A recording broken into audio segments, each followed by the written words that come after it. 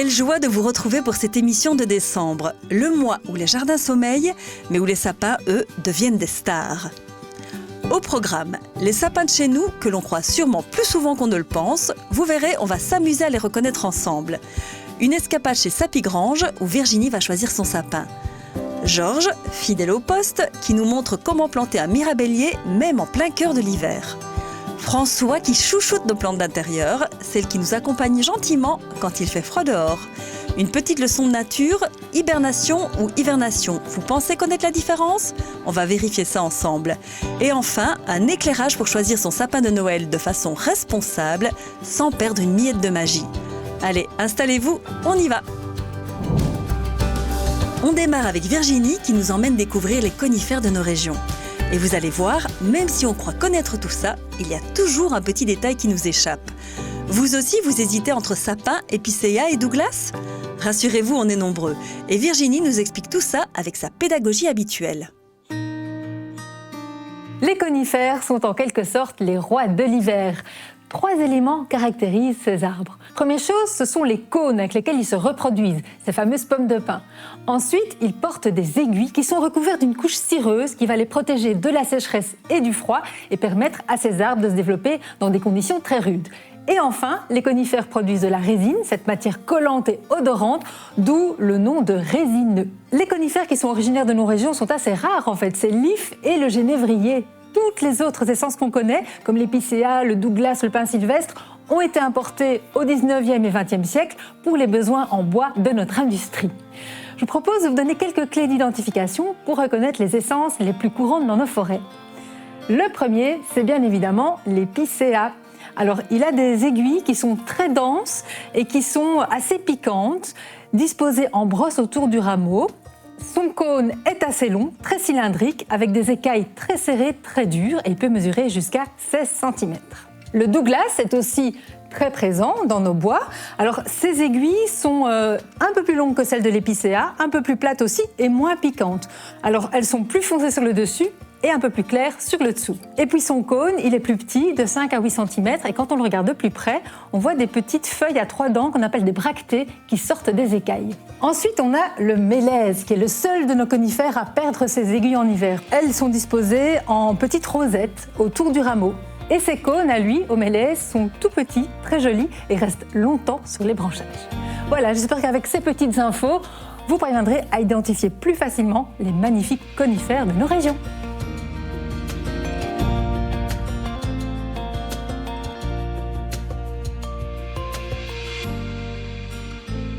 Merci Virginie pour ce petit cours express.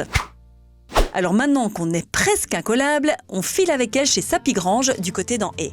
Là-bas, on peut choisir et couper son sapin soi-même. Et je ne sais pas vous, mais moi, rien que d'y penser, j'ai déjà les odeurs de sapin qui titillent mes narines.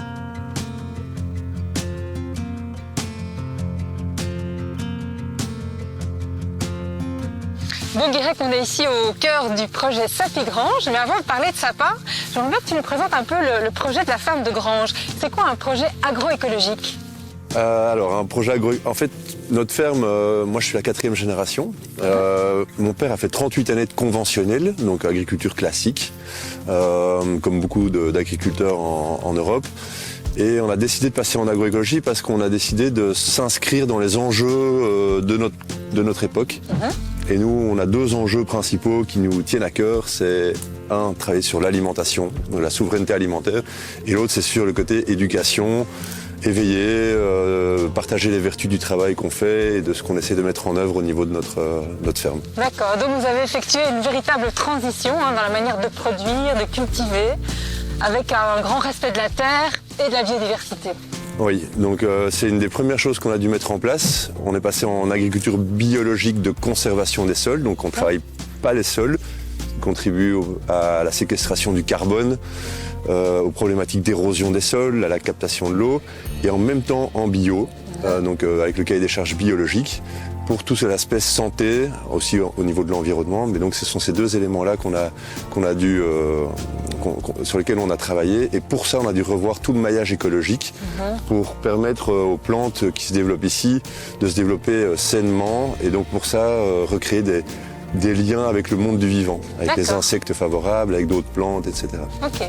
Alors la ferme est très diversifiée, hein. Vous avez plusieurs cultures, vous produisez de la farine, de la bière, plein de choses, et des sapins. Et des sapins, On est ici oui. au cœur de cette plantation de sapins.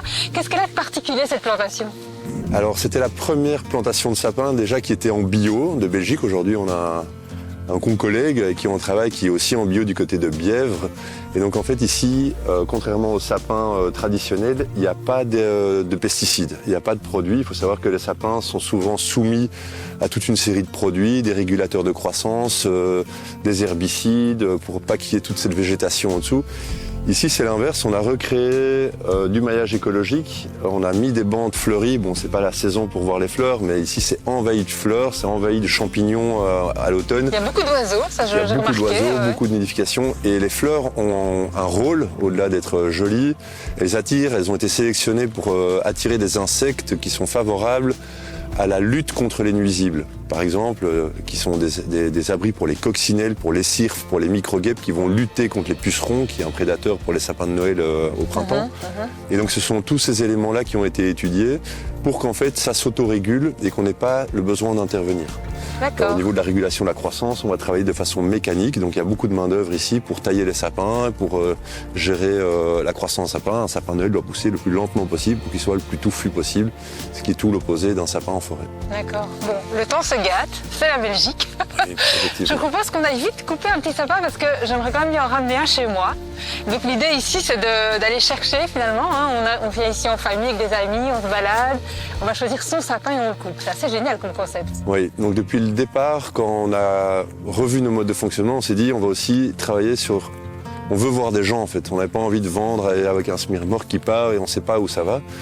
On a essayé de ramener du public et ça a été un grand succès depuis une dizaine d'années et de réconcilier les familles ou les groupes d'amis qui viennent ici avec les préparatifs de Noël. C'est ça. Donc reprendre le temps, il faut savoir aussi que couper un sapin qui a pris plus de 10 ans à se développer, c'est pas un geste anodin pour le laisser 3-4 semaines dans son salon. Et donc on trouvait intéressant d'expliquer aux gens quels avaient été les modes de culture autour du sapin qui va être le roi de leur salon pendant le moment des fêtes. Donc faire ça avec un certain respect et une certaine conscience. Bon, ben, je vais me prêter à l'exercice alors.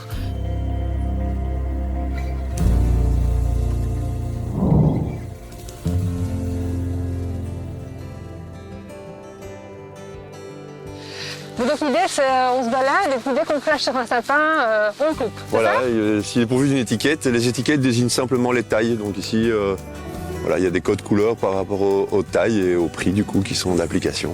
Celui-là est un peu grand, mais celui-là, il Ouais, me celui-là semble était trop grand pour mettre une étiquette, mais on peut le Celui-là, prendre. non, mais celui-là, il me plaît bien. Celui-là, il te plaît bien? Oui, je trouve qu'elle a une jolie forme. À toi l'honneur. Allez, Je vais te donner un petit coup de main. alors, je veux bien. Je tire, moi, pour écarter... Donc je dois couper tout à la base ou un petit peu plus haut quand même? Tu peux couper un petit peu plus haut. Essaie de quoi, laisser une branche en dessous. Une qui sera branche en visible. dessous. Bon ben voilà, il y a du muscle là-dedans. Félicitations. Merci beaucoup. Lui, Greg, j'ai remarqué en me baladant dans la plantation qu'il y avait pas mal de souches qui restent en place. Oui, tout à fait. Donc Pourquoi? c'est un peu expérimental, mais en fait on coupe les sapins un peu plus haut sur certains endroits pour que la photosynthèse puisse poursuivre, donc les sapins ne meurent pas. Et on peut voir ici une souche qui a 1 an où le bourgeon a repris. Et d'ici quelques années, une fois que celui-ci sera suffisamment grand, on va retailler les branches restantes et il va redémarrer de la même racine. D'accord. Donc l'objectif est évidemment qu'on puisse dire qu'on a cueilli son sapin, qui redémarre. Et ça nous permet, nous, d'avoir un système racinaire bien implanté pour les problématiques de sécheresse qu'on a au début des plantations. Génial, bon, ben, c'est vraiment très inspirant. Je suis ravie en tout cas de repartir avec ce magnifique sapin. Merci beaucoup Greg pour ton accueil Et merci aussi. et pour cette belle démarche. Et puis ben, je vais te laisser le porter parce que Ça va c'est un peu aller. dur quand même. Hein. Eh bien Virginie, tu t'en es sortie comme une chef. Et maintenant, changement d'ambiance. On passe de l'arbre qu'on prélève à l'arbre qu'on plante.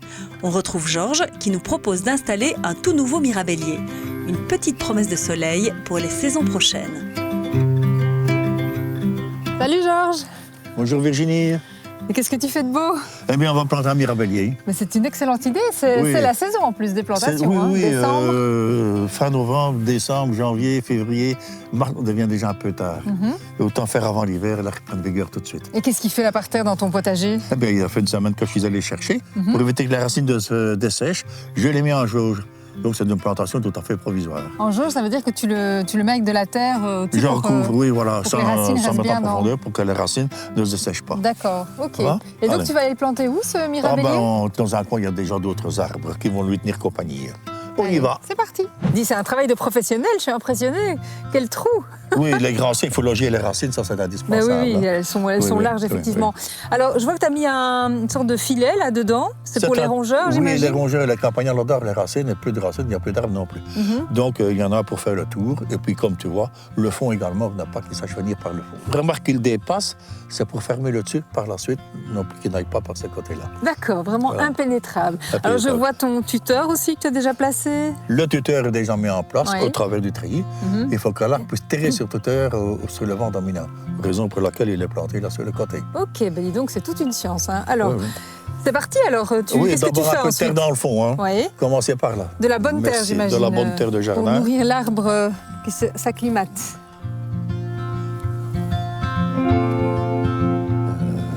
Voilà, et une fois que les racines sont bien en place, tu remets la terre Je au-dessus. rajoute de la terre au-dessus. Ok. Toujours Et- de la bonne terre de préférence. Comment tu sais jusqu'où tu remplis de terre? Oh bien, il faut, disons, une quinzaine de centimètres au-dessus des racines. On n'enterre jamais le point de greffe. Sur les arbres greffés, il ne faut jamais enterrer le point de greffe. D'accord. Alors Georges, on dit toujours qu'il ne faut pas planter en période de gel. Donc évidemment, si tu plantes en période de gel, les racines vont souffrir et risquent de ne pas reprendre. Et quand est-ce qu'on pourra venir goûter les premières mirabelles? D'ici quelques années, il faudra attendre un peu quand même. Hein. Il faut être patient, Il faut être d'accord. patient. Bon. Alors, tu as chef de reboucher? Ah bah oui, je veux Allez, bien. vas-y, l'appel est là, elle t'attend. Ok, chef. Au travail, chef. C'est parti. Pendant ce temps-là, moi, j'ai attaché le tuteur. Allez, bon ben, le travail continue. Hein.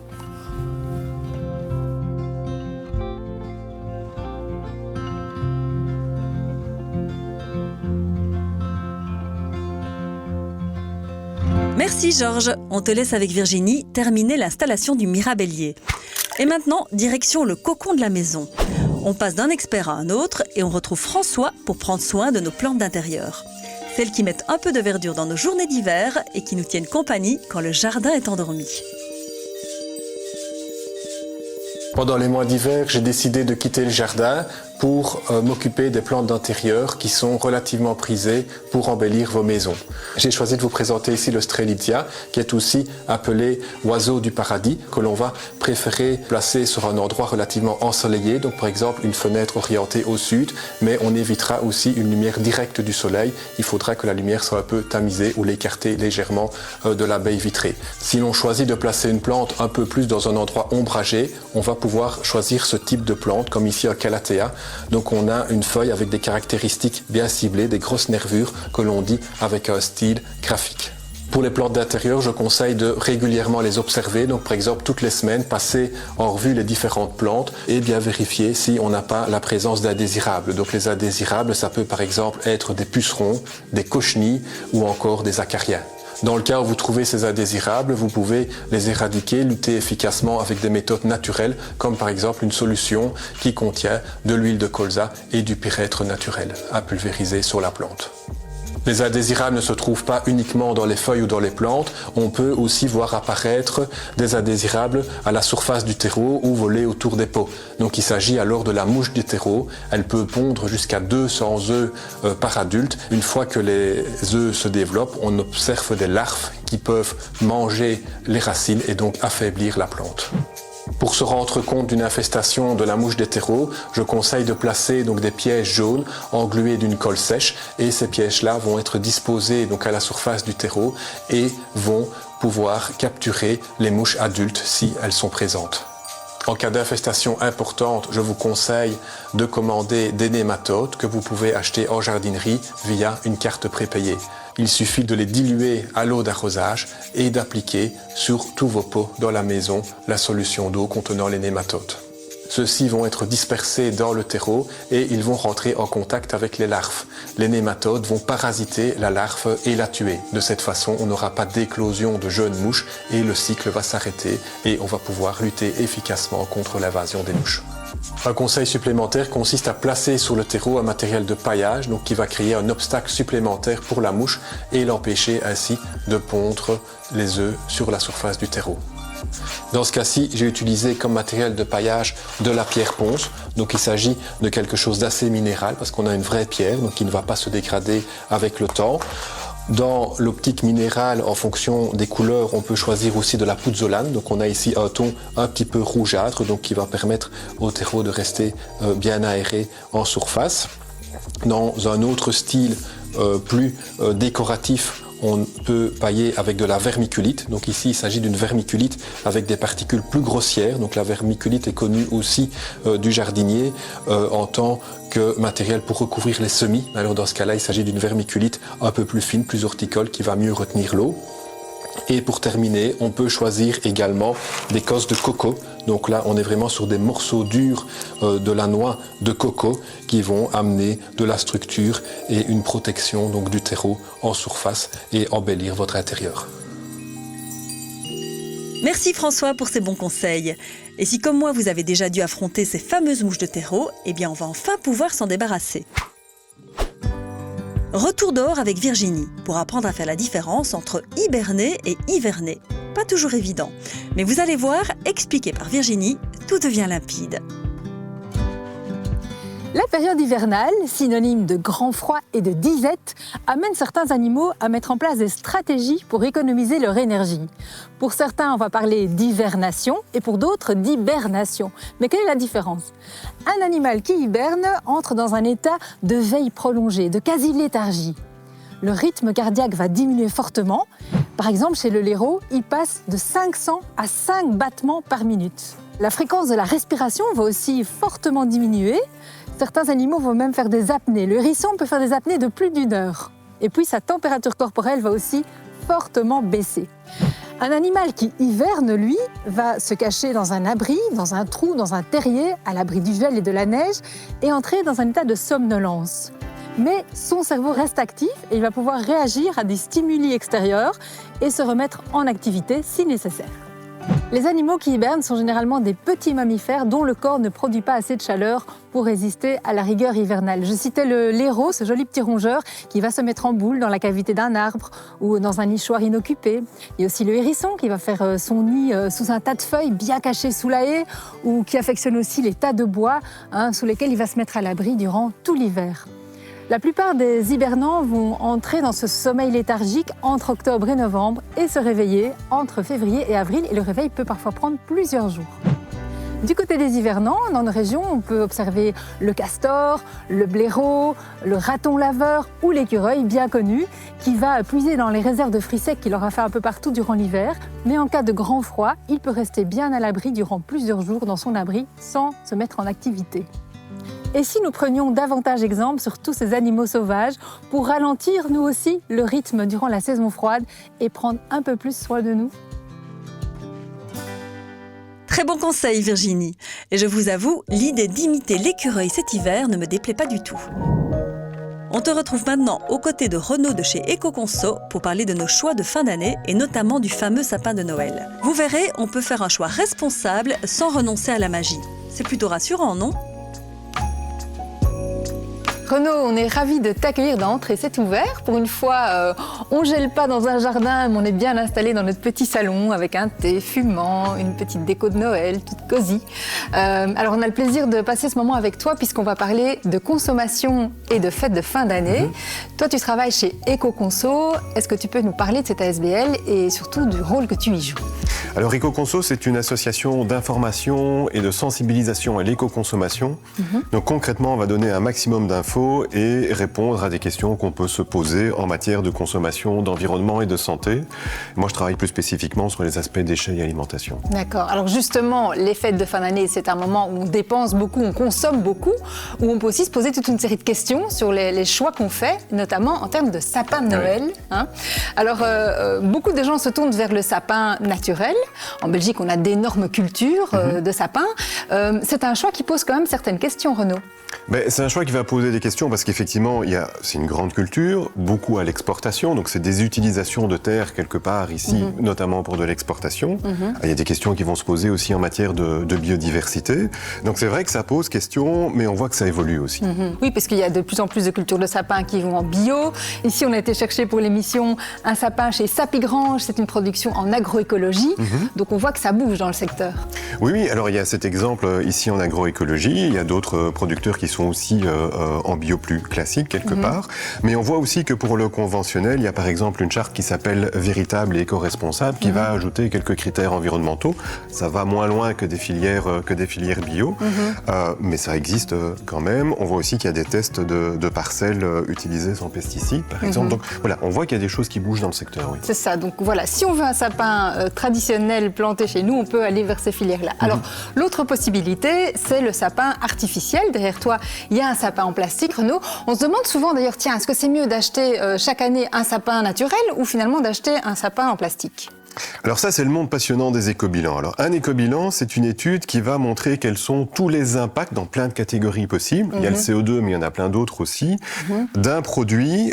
Et c'est souvent utilisé pour comparer des produits similaires, mais qui ne le font pas de la même façon. Par exemple, un sapin naturel versus un sapin artificiel. Et ce que ces études vont montrer, c'est qu'il faut grosso modo garder un sapin artificiel à peu près 7 ans, au moins 7 ans, pour qu'il soit plus intéressant qu'un naturel. Autrement dit, après 7 ans, en fait, le sapin artificiel aura pollué autant que 7 sapins naturels, ce qui veut dire aussi que si on le garde plus longtemps, il devient plus intéressant qu'un sapin naturel. Après, tous les éco-bilans ne vont pas montrer la même chose, mais 7 ans, c'est une bonne moyenne. D'accord. Alors une autre option, c'est de faire son sapin soi-même. Ça, c'est quelque chose que vous aimez bien chez Ecoconso. Alors, c'est ce qu'on aime bien parce que ce qui va avoir le moins d'impact, finalement, c'est ce qu'on a déjà chez soi. Alors, le faire soi-même avec des objets de récup, avec du bois de récup, par exemple. Ça peut être aussi avec des branches qu'on aurait dans son jardin ou qu'on aurait ramassées ailleurs. On peut aussi tout simplement symboliser un sapin avec une plante verte que l'on décore. On peut faire ça à base de guirlandes au niveau du mur aussi. Enfin, il y a plein de choses qui existent pour essayer de recréer ce côté sapin, mais sans nécessairement devoir acheter un sapin. C'est ça, et on voit ça de plus en plus chez les particuliers, mais aussi dans les boutiques, etc. Il y a beaucoup de créativité autour de ça. Par contre, si on n'a pas la main bricoleuse ou qu'on n'a pas le temps, on peut aussi se procurer des sapins en bois fabriqués par des artisans ou des entreprises de travail adapté. Ici, Renaud, tu vois, c'est un magnifique sapin qui nous a été livré par l'entreprise de travail adapté APN, qui travaille avec des personnes porteuses de handicap et qui a développé récemment une nouvelle filière de fabrication d'objets en bois recyclés. Et ils ont un catalogue avec des objets de Noël, donc des sapins, des décos qui sont absolument magnifiques. Donc ça, c'est aussi une chouette option. Sur votre site, on peut en trouver d'autres, des adresses comme celle-là. Oui, on a repris 5-6 adresses, toujours un peu quelque part dans la même idée, c'est-à-dire une production belge, souvent avec justement un côté social aussi, et souvent aussi avec des objets de récup. Donc c'est vrai qu'il y a plusieurs alternatives qui existent. Voilà, écoute, on a fait le tour de pas mal de choses déjà, on a pas mal de clés pour poser des choix peut-être un peu plus responsables cette année. Si vous voulez en savoir plus, découvrir plein de bonnes adresses et plein de bons plans, n'hésitez pas à aller faire un tour sur le site d'Ecoconso. Il y a un article qui résume un peu tout ce qu'on a raconté ici avec Renaud. Et puis surtout, n'hésitez pas à aller faire un tour sur la boutique d'APN Bois. Vous allez voir le travail réalisé par ces personnes, c'est vraiment magnifique. Il y en a pour tous les goûts, toutes les tailles. Je vous invite vraiment à les soutenir puisque c'est une nouvelle filière qui se lance. Et puis pour le reste, on vous souhaite à tous de très très belles fêtes de fin d'année.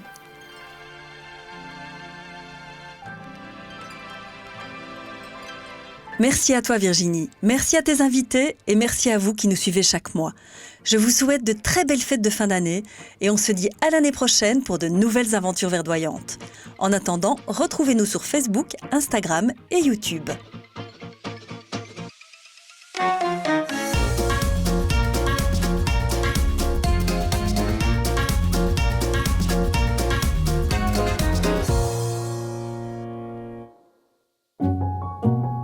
Ce mois-ci, notre partenaire DCM vous propose de gagner des nématodes pour lutter contre les larves de la mouche des terreaux. Inoffensifs pour l'homme, les plantes et les animaux, les nématodes sont efficaces durant 4 à 6 semaines. Pour remporter ce concours, c'est très simple. Répondez à la question suivante. Quels sont les noms des 3 résineux présentés par Virginie? Envoyez-nous votre réponse à concours@canalzoom.be ou par message privé sur notre page Facebook. Bonne chance!